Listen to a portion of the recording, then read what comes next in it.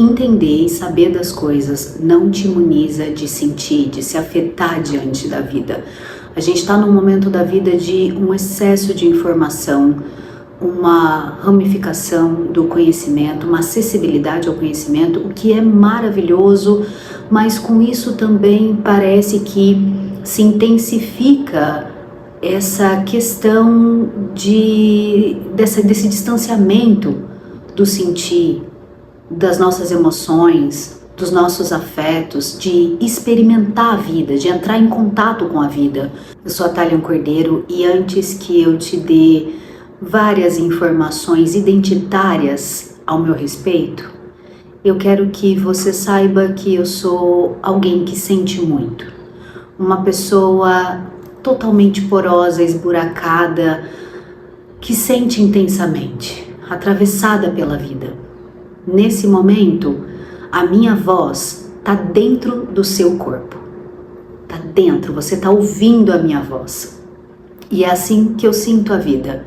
Ela me atravessa, eu sou intensa, sensível demais.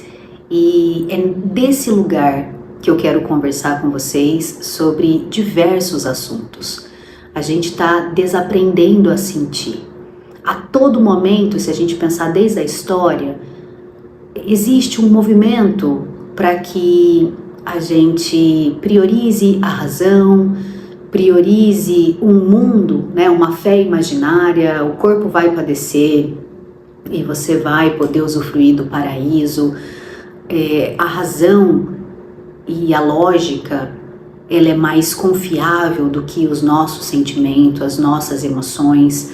Mas se a gente para pensar, desde o início da infância, é esse corpo sensível e poroso que está diante da vida, experimentando a vida, para depois entender, para depois racionalizar e compreender. E se a gente pensar também, muito antigamente, os primórdios, o que a gente fazia antes de constituir linguagem? O que as pessoas faziam era experimentar a vida. Talvez ali, diante de um animal morto, toca no pelo desse animal e sente que isso pode ser abrigo, pode proteger diante do frio, mas foi na experiência, foi na relação com o mundo.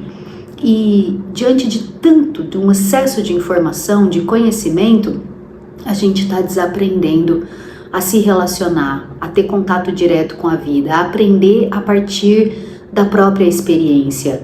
Eu escuto de pessoas muito jovens: como eu faço para me relacionar?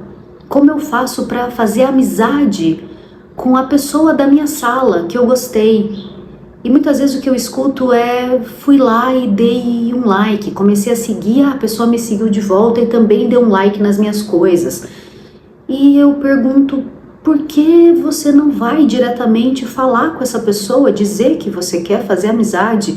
Porque eu não sei o que falar, eu sinto medo, eu tenho medo de, não ser rejeitado, de ser rejeitada, de sair alguma coisa fora do controle. Eu digo: isso é viver, essa é a experiência, esse é o barato de ser humano, né? Então traz tudo para a experiência, não ignora nada. Talvez chegar nessa pessoa e dizer: olha, eu tô um tanto com medo, me sentindo meio sem jeito, não sabendo muito bem como fazer isso, mas a verdade é que eu quero fazer amizade, eu quero te conhecer melhor. E aí, por que isso é um problema? Quando foi que isso virou um problema? Ou o que a gente, até quando a gente vai permitir que isso seja um problema? Que a razão, que algo superior tenha que prevalecer. Até quando a gente vai permitir que isso aconteça? Porque só está piorando. A ideia é experimentar emoções humanas, já que nós somos humanos, cheio de contradição, de medo, de ambiguidades. Não tem nada de errado com o medo de ser rejeitado. Nós vivemos experiências assim desde a infância. Talvez rejeitado pelos pais, ou por um irmão, ou por um amiguinho na escola, e não me surpreende que esse medo possa vir num corpo adulto. Acho extremamente aceitável e normal. O problema é que a gente não traz isso para a experiência, não dialoga com isso. O problema é que a gente recusa, e com isso cada vez mais a gente vai perdendo essa capacidade de se orientar diante das experiências, de se orientar, de criar, principalmente de criar. Porque se eu sei o que eu estou sentindo, se eu estou sentindo fome, sono, eu vou me orientar, eu vou fazer contato com a vida para me regular diante dessa desordem, desse sentimento que está ali atravessando o meu corpo. Se eu não sei o que eu sinto, eu não sei muito bem o que fazer. E a gente está nesse momento assim, diante de tanta informação de faça isso, faça aquilo, não se emocione, até em questões do próprio feminismo, que na minha página do Instagram é um lugar onde eu falo muito sobre isso.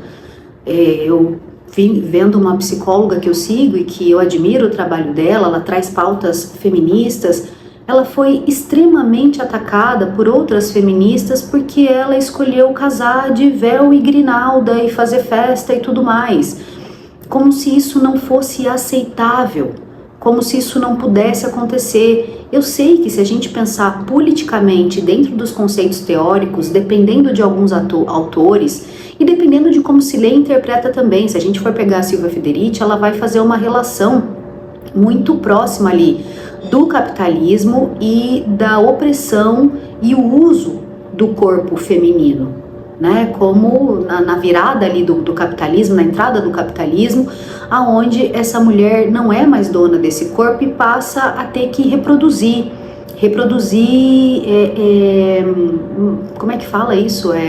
Reproduzir mão de obra. Né? Então ela precisava ali engravidar, constituir família para reproduzir mão de obra para o sistema capitalista se sustentar, já que o sistema feudal estava sofrendo ali essas alterações com a entrada para o capitalismo funcionar, tinha que acontecer isso.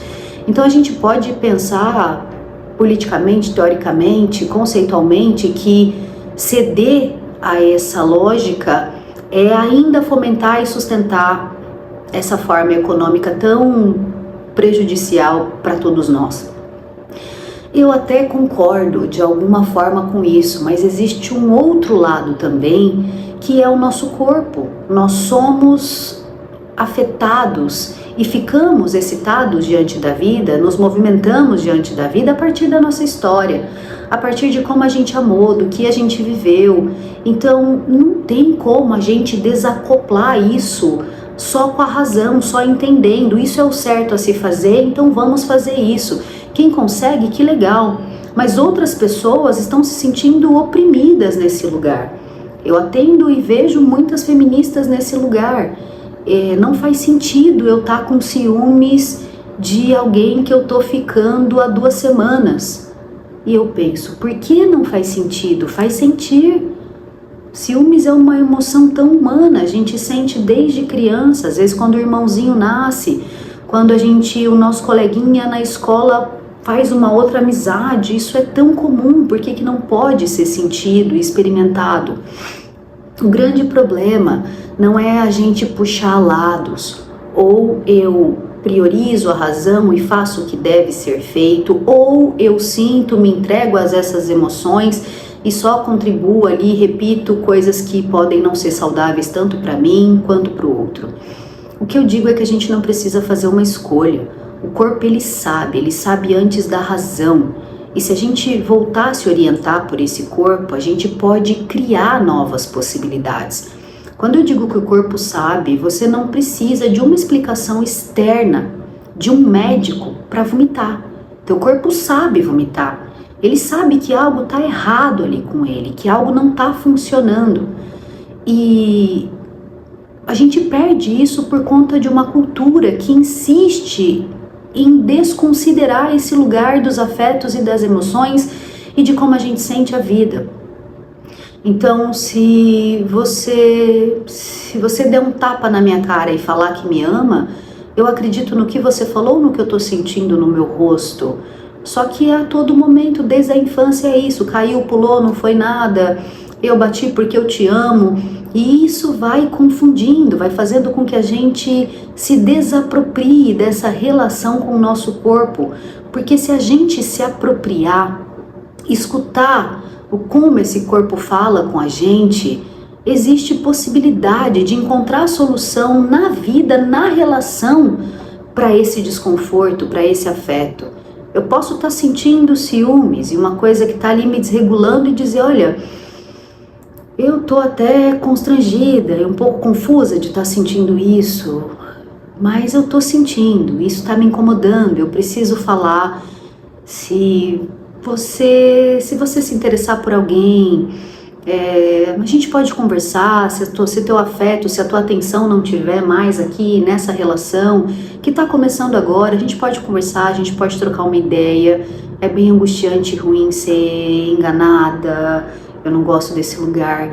Talian, isso é garantia que o outro não vai fazer nada? Não é garantia, mas é possibilidade de algo novo. E fora isso, a gente tem corpo, a gente está na experiência, sentindo coisas a todo momento. Não tenha medo do que você sente. Traga isso para a experiência e para a relação. Então, esse é um canal, o meu interesse com esse canal é que, independente de muitos assuntos que eu venha trazer aqui, que a gente possa pensar a partir desse lugar, pensar a partir do corpo e da retomada desse corpo inteligente na relação e na experimentação com a vida, para que a gente possa retomar uma inteligência que não diz só da razão, uma inteligência do corpo, uma inteligência sensível, para que a gente possa retomar isso e não só para que a gente possa também retomar a nossa capacidade de criar diante das adversidades, né, da nossa relação com a vida. Então essa é a ideia desse canal. Seja muito bem-vinda por aqui, deixa seu like, se inscreve no canal, ativa o sininho, sou nova por aqui, faça tudo aí o que tem que fazer, ajuda o canal, né, a disseminar aí essa informação, esse conhecimento, me segue no Instagram que vão ter muito mais vídeos.